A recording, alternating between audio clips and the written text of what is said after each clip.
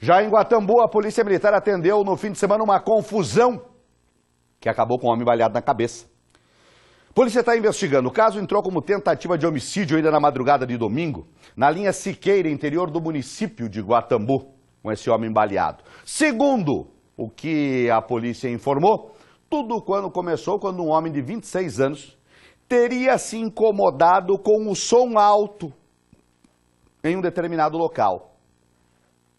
Esse homem que estava incomodado com o som alto teria se armado, segundo a polícia, provavelmente de um revólver e ido até o local do som.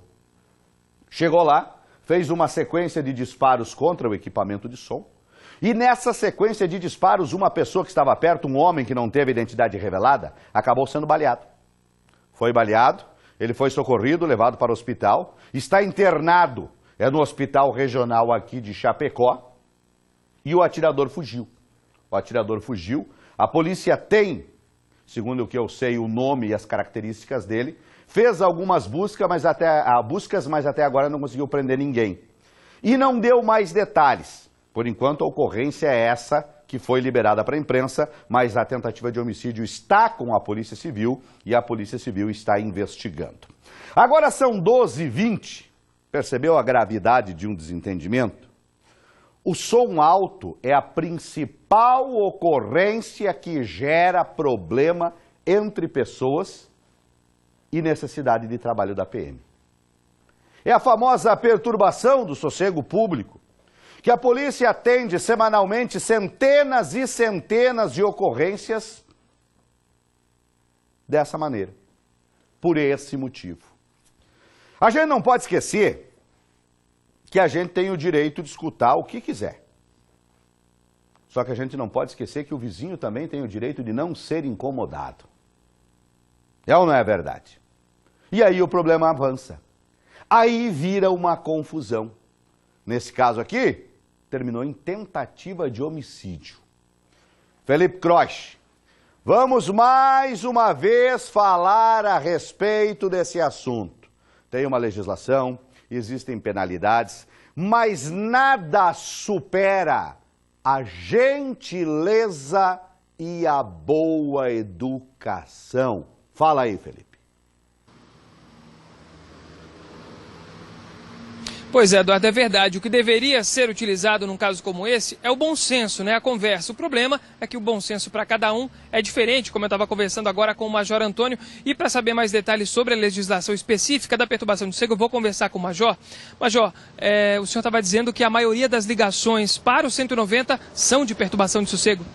Então, grande parte dos turnos de atendimento 190 chega, na maioria deles chega a ser 70% das ligações de emergência chega a ser sob perturbação, né? Na parte da noite é a campeã de solicitações, né? A legislação nos ampara nessa situação e a nosso procedimento operacional é o seguinte: nós chegamos ao local, verificamos em loco se há realmente o excesso, algum som alto, é orientado quem está no local sobre a solicitação 190, é feita uma mediação da situação e é alertado sobre a reincidência dessa perturbação. Em segundo momento, se realmente há novas solicitações e no local é constatada a perturbação, é feito um termo circunstanciado, apreendido o som, o veículo, o que está fazendo esse barulho inconveniente e é encaminhado todo esse processo, essa situação para o judiciário. A nossa dificuldade maior qual que é? A nossa dificuldade maior é que às vezes locais específicos, estabelecimentos, por exemplo, tem um alvará para estar funcionando um específico horário, no dia que é solicitado é feito o fechamento local, mas no outro dia ele continua aberto naquele horário. Então assim, a população que tiver essa situação recorrente, por favor procure os canais competentes, não só o serviço de emergência, procure o Ministério Público, que tem uma promotoria específica para isso, para que seja readequado algumas concessões de alvará, algumas situações específicas. No caso de pessoas na via pública, todos têm o direito de permanecer na via pública e transitar livremente, desde que não infringam, não tirem o direito dos outros, que nesse caso, por exemplo, fazendo perturbação já está infringindo ou maculando o direito de outra pessoa. Então, nesses casos, ligue para o 190, a gente vai fazer esse procedimento nosso, né? E constatando a perturbação, vai ser feito o procedimento no local, né? Agora, tem horário para perturbação de sossego? O horário não tem horário específico. Claro que com a entrada na noite, que é um horário que todos utilizam para fazer um descanso, para ter um sossego, né? É mais comum ter essa solicitação. Mas durante o dia, por exemplo, a pessoa pode estar trabalhando ou fazendo algum tipo fazendo um lazer e ter alguém cometendo propagando som inconvenientemente, né? E também pode acontecer uma perturbação no meio da tarde, de manhã, em vários horários do dia. Não é restrito à noite. À noite é mais comum. Mas a grande questão, como a gente conversou, é o bom senso. O bom senso das duas partes. De repente, uma conversa entre as pessoas envolvidas, de repente resolve a situação sem ter o ônus de tirar um serviço preventivo da polícia de uma ronda para ir no local mediar um conflito desse, né?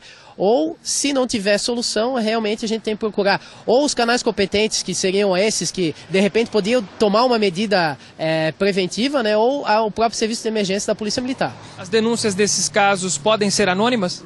Com certeza. Na verdade, a denúncia anônima, ela tem um tratamento diferente, porque como não tem uma vítima da situação, é feito também uma ronda para a questão da ordem pública não ser quebrada, mas a gente não tem o amparo para fazer um procedimento mais rigoroso, né? Então, se a pessoa ligar o 190 e não quiser se identificar, vai ter um tratamento diferenciado. Às vezes o solicitante, não quero me envolver, porque pode ser que o pessoal tenha retaliação da nossa parte, daí fica um pouco mais complexo, porque fica tudo nas costas da polícia e deixa o procedimento bem mais frágil, né?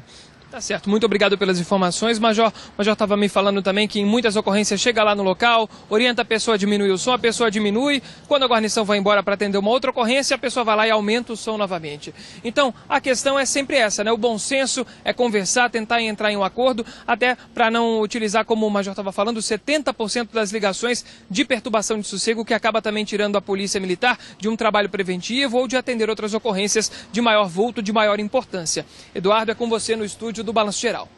Obrigado, Felipe. Obrigado ao Major pelas informações. Coloca um pouquinho o Facebook no ar pra gente aqui.